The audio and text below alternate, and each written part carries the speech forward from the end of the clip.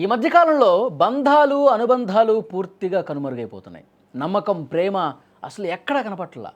ముఖ్యంగా భార్యాభర్తల మధ్య ఆర్థికపరమైనటువంటి విషయాలు తలెత్తి చాలా దారుణాలు చేస్తున్న పరిస్థితి ఉంది.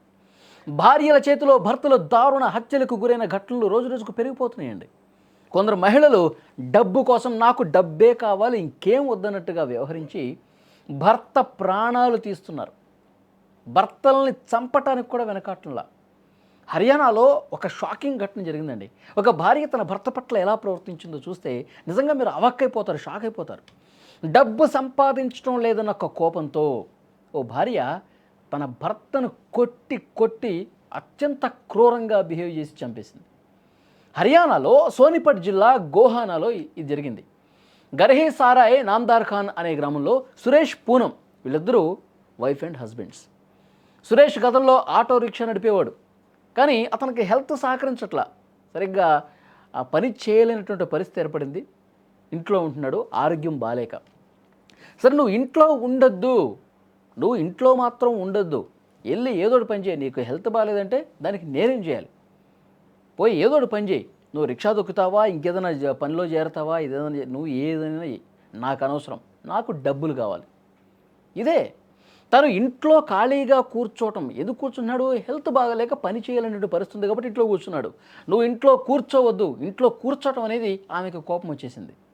డబ్బు సంపాదించాలని విపరీతంగా ఒత్తిడి తెచ్చిందండి అతని మీద.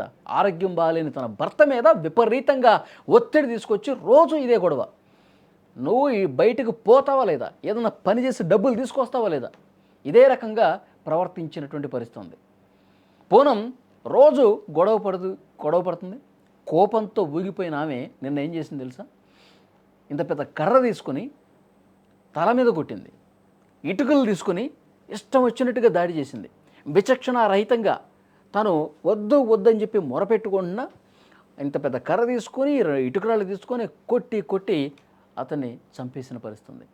భర్తని చంపిన తర్వాత పూనం ఆ భార్య ఏం చేసిందో తెలిస్తే నిజంగా మీరు షాక్ అవుతారండి. భర్త శవం పక్కనే ఉంది. అప్పటి వరకు కర్రతో కొట్టింది, ఇటుకలతో కొట్టింది, చంపేసి ఆ శవం పక్కనే ఉన్న మంచం మీద కూర్చుంది. మీరు స్క్రీన్ మీద కూడా చూడొచ్చు ఆ ఫోటో.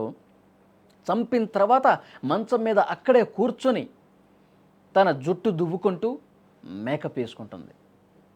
ఎంత దుర్మార్గం చూడండి. భర్తని దారుణంగా నువ్వు డబ్బు తీసుకురావట్లేదు, నువ్వు సంపాదించట్లేదు అని చెప్పి కొట్టి చంపి, అలా చంపిందో లేదో క్షణాల వ్యవధిలో ఆ మంచం మీద కూర్చొని తలదూకుంటోంది, మేకప్లు వేసుకుంటోంది. స్థానికులు ఈ దారుణాన్ని గమనించిన తర్వాత, ఎందుకంటే అతను అరుస్తూ ఉంటాడు కదా, చావగొట్టేటప్పుడు అతను ఆ నొప్పిని తట్టుకోలేక పెద్దగా కేకలేసి అరుస్తుంటే పైన అటు పక్కన ఇంట్లో వాళ్ళు, ఇటు చుట్టుపక్కల వాళ్ళు దీన్ని వీడియోలు తీశారు, ఫోటోలు తీశారు. చూసారా? ఆ ఫోటో కూడా పైనుంచి ఆ ఫోటో తీసినట్టుగా మీకు కనిపిస్తుందా? అంటే పక్క బిల్డింగ్లో ఉన్నటువంటి వ్యక్తులు పైనుంచి మొత్తాన్ని కూడా చిత్రీకరించారు. ఆ వీడియో మీకు చూపించలేం, ఎందుకంటే నిబంధనలకి వ్యతిరేకం. అట్లా చావుగొట్టే వీడియో డైరెక్ట్గా యూట్యూబ్లో చూపించలేం. కాబట్టి ఆ ఫోటో మాత్రం చూపించే పరిస్థితి.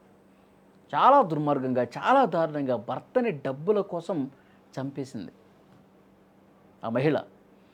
వెంటనే స్థానికులు ఈ ఫోటోలు, వీడియోలు తీసి పోలీసులు కంప్లైంట్ ఇస్తే వెంటనే పోలీసులు ఘటనా స్థలానికి వచ్చారు. పోలీసులు ఆ నిందితురాలని, ఆ దుర్మార్గురాలని, ఆ పనికి మాలినటువంటి మహిళల్ని అదుపులోకి కూడా తీసుకున్నారు.